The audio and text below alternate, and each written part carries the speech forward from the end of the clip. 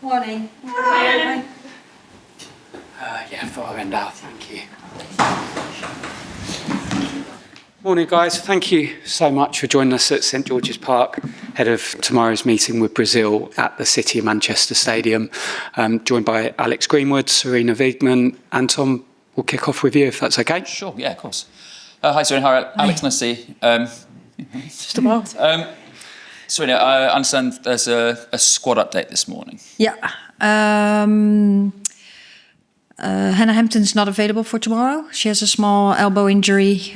She'll be assessed and see how that goes till Tuesday. Sophie Beckley came in. I think you already knew about Lotte. Not sure. Lotte went home too. She felt unwell, so she's recovering at home. And you already knew about Jess Park, I think. Okay, well, so let's start with Hannah then. In that case. Small injury. She hasn't left the squad, or she has left the squad. And... No, she's here. She'll be on the pitch. She'll be modified. So does that mean a potential? It does mean a debut for one of the goalkeepers. Yeah. That must be quite exciting. And have you picked your number one for the game? One training session to go. Yes, I know. I said, what am I going to say now? Because you know the answer. Yeah, I have made the decision, but as always, we have to get through this session, and then I inform the team first. Before I inform you. And another withdrawal at the back as well. So you're without quite a few senior defenders then for this one, in terms of either they've withdrawn or obviously retired. Is it a bit of a test of the squad then going into this game? Yeah, well, of course, it's always a test. And I think it's really good that we have 4 friendlies over this couple of months. And what you also want to do is try out new things, see players, see different combinations. So that's a huge opportunity. And I think it's necessary too, also, of course, because we have some injuries and, of course, a retired player. Is Lucy Bronze available? Is she ready to start? Lucy Bronze is available and she's still building. I think, as always, Lucy Bronze is ready to start. Whether she's going to start, you'll see tomorrow. I know yeah, it's funny. You're just trying to get the lineup. I'm getting tomorrow. Nothing out of you today. Obviously, Lucy Bronze has been named England's Player of the Year. Look, we know she's been incredible for England over the last decade plus, but why specifically this year has she been sort of named as the best player for England, do you think? Yeah, I think her consistency and the way she expresses herself or conducts herself on the pitch and off the pitch, and she's so tough, and she has such a huge contribution. I think she impacts some of the players' lives just by helping them, supporting them whenever they need something. But at the same time, she has great levels, of course, on the pitch, because that's the reason why I pick her. But when all these extras come with it, that really helps the team moving forward. Alex, your international career has basically mirrored Lucy's as well. You've been side by side for pretty much all of it. So when she gets these kind of accolades, I suppose you're all pretty happy for it, but you probably more so than most. Yeah, I think Lucy's a great person before footballer. I think Sarina just said that she does so much for the team that goes unnoticed from everybody else, and she definitely makes our lives a lot easier for sure. I just want to know how it feels like being in the England camp, considering there's been change in the backroom staff, there's obviously new players coming in. Does it feel a bit different this time around? A little bit different. Obviously, having fresh faces is always nice. I think new players coming in to have experience as well. But in terms of the backroom staff, they've been great so far. The training sessions have been really fun. It's been nice to get to know them off the pitch as well. So, yeah, so far so good. Back at the Etihad Stadium, but will it be a little bit special for you walking out there, considering, you're there pretty much every week? Yeah, it will be. I think a lot of our players have some affiliation to Manchester, so it'll be nice for not just me, but a lot of our players in the team. But for me personally, going back to the Etihad will be really special and a really great occasion. Thank you. Thanks, Anton. We'll go to Joe. Thank you. Hi, Sarina. I know how much you love talking about the captaincy. Can we read into the fact that Alex is sat next to you that she will be your captain tomorrow? No, Kira will be the captain tomorrow. Alex is also one of the captains. She's in the captain's group, but Kira's, when Leah's not available, Kira's the captain. Thank you. We got a line. Great. So you got, there you go. When she's starting. When she comes on. You've obviously been in this position before where you've won the Euros multiple times and then gone into what's kind of seen as a new cycle. How easy is it to adapt that mentality to park what's happened and go again? I think the players have, I think that's for everyone different. What we do always is, of course, celebrate.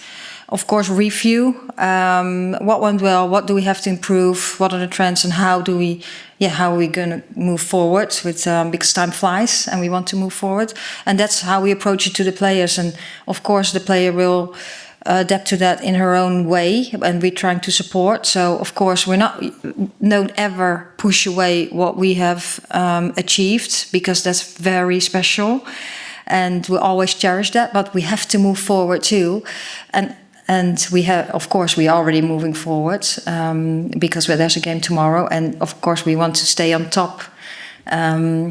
And this is the occasion or the opportunity to try out things. What we did last year too, when we qualified for the Euros and we tried out things, and some things will probably go well and some will not go so well, but it gives information about players, about ourselves, about opponents. So it's good to play a country or countries that are outside of Europe too, to give some information. I think that would be very, very helpful and valuable moving forward. Hi, Alex. I remember in 2022 when you first won the Euros, you said that when you reach a big goal or a big high like that, sometimes it's hard to go again a little bit because you've just done this amazing thing. What's it been like this time for you compared to 3 years ago? Yeah, a little bit different, but I think just to reiterate what Sarina said, it's still important that we enjoy what we did in the summer. We haven't just turned up and forgot about it. We've talked about it. I think we'll continue to do that, but in the same breath, we're also focused on the next challenge, which is tomorrow, and the next 3 games after that. Thank you. Sarina, in terms of the scheduling of this game, I think we're in the region of 45,000 tickets sold. It's not quite a sellout. It clashes with Manchester United playing, and also I'm told there's only one train back to London afterwards. Is there any frustration with the scheduling of the timing and where it is, and it's not been given a better chance to be a sellout? I think, first of all, of course, it's disappointing that people cannot come because there's no trains, but we can't control that. I think the time, Saturday afternoon, that's an opportunity for families to come, and we know that lots of families come to our games, and now they have that opportunity. So that's really good. And yeah, what we also decide, we go a little bit around the country to serve also our fans a little bit more up north, and we go back to London and Southampton next month. So that's what we're trying to do, and hopefully enough people can come to the game. And of course, we also hope that they can travel through the counties. And I know it's a pretty big country, England. In terms of your opponents, Brazil, when you think of Brazilian football, you think of flair. What kind of a challenge does their style of football pose to this team tomorrow? Yeah, they're very physical and athletic. They have a lot of pace up front. They can play football, but they also really want to play fast forward, or some opportune game. So that will challenge us. And of course, with the South American mentality, there will be a lot of flair. And well, we're trying to stay out of the fight a little bit and to play football, but they go one-on-one and they want to challenge and they want to get into those duels. But we're going to try to stay a little bit out of those duels. Alex, sounds like you're going to be staying out of fights tomorrow. But in terms of the game itself, the football, what are you looking forward to most? Yeah, challenging ourselves against an opposition we don't really get the chance to. I think it'd be a really good test for us to see where we're at, and yeah, I'm looking forward to it. Thanks, Joe. We'll go to Kit at the Times, please. Hi, Sarina. Hi, Alex. Sarina, can I go back to the players that are not here through injury?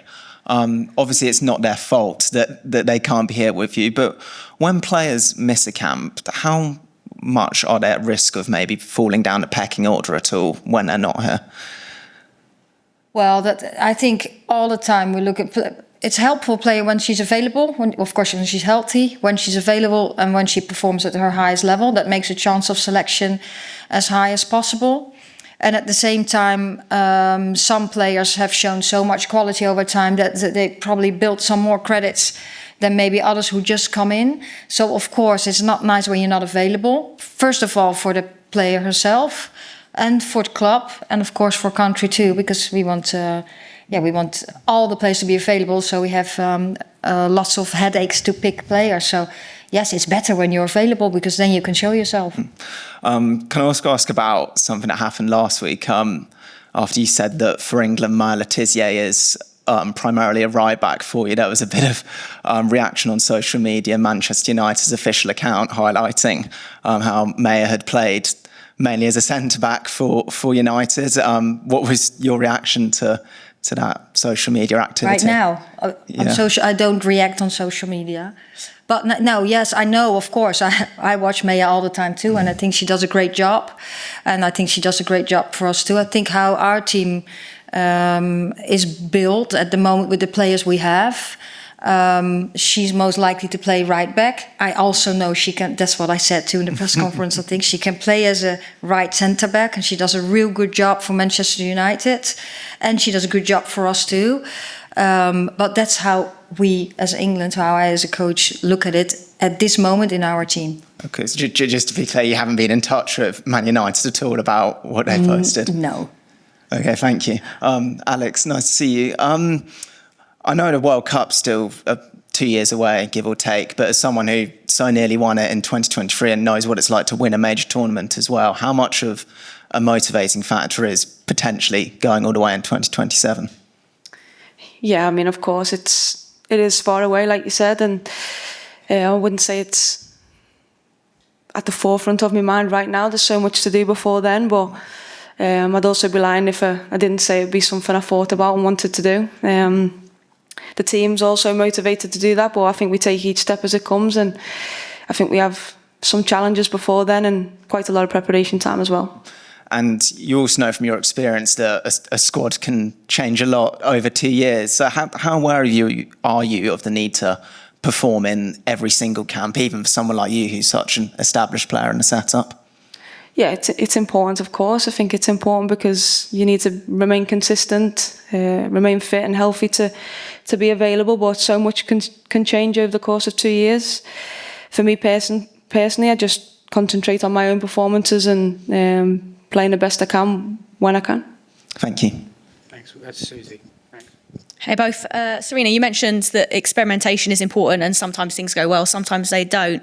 Obviously expectations... That's also in normal games or competitive games, yeah. Obviously expectations are high, but do you think there's not enough leeway given maybe from fans, from the media to experimentation or even, losses and things like that? Do you think that, given the fact that this is a run of four friendlies, that everyone should just relax a little bit and enjoy it? That you are relaxed, or we. I'm relaxed, but there's a lot of talk when you announce the squad about Maya should be she's a centre back, she must be a centre back, or this player must start over this player. Yeah, it just all feels a bit over the top. No.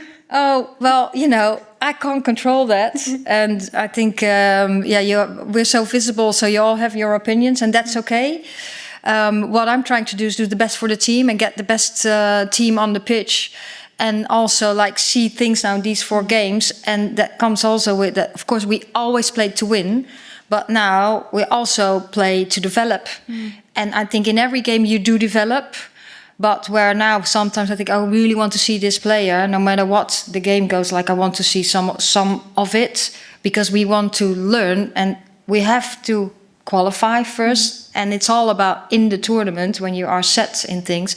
Well, we also know in top sport that you might be set, but the next minute you're not set and you have to make another decision or you need to go into a scenario. That's how it goes. And I just try to stick in the bubble and know what we are doing and why we are doing it. Yeah, I suppose so many managers and players say that they learn more from defeat than victory a lot of the times. It just feels like maybe there's not enough leeway for those learnings to happen sometimes, particularly when it's games that don't actually mean anything. Yeah, I like the word leeways. I find a little bit hard, but that's why I didn't understand you first. No, I think you have to find opportunities, and you don't get that many opportunities anymore in international windows. So now we have these friendlies, and yes, of course, we want to win every single game, but it is now also an opportunity to try out things and to see many things of players and of combinations. So that's what we're going to try to do, and. Yeah, because it might be the last period too. You don't know what happens in the future towards the World Cup. Thanks, Alex. Obviously, you mentioned that the coaching staff look differently, and you're kind of enjoying getting to know the new people in the roles. What have the sessions been like? Are they very different? What kind of uniqueness are they bringing to things? Are the drills different? Is it really similar? And kind of just more characters that are different. Like, what's it looking like? Yeah, new voices are always different. We haven't changed significantly. But yeah, always having fresh faces is nice, and I think the players react to that as well, and see it as a bit of a challenge too. So I think it's been, like I said, really positive at the moment. Nice one, thanks. Thanks. We'll go across to Catherine at Telegraph. Thank you.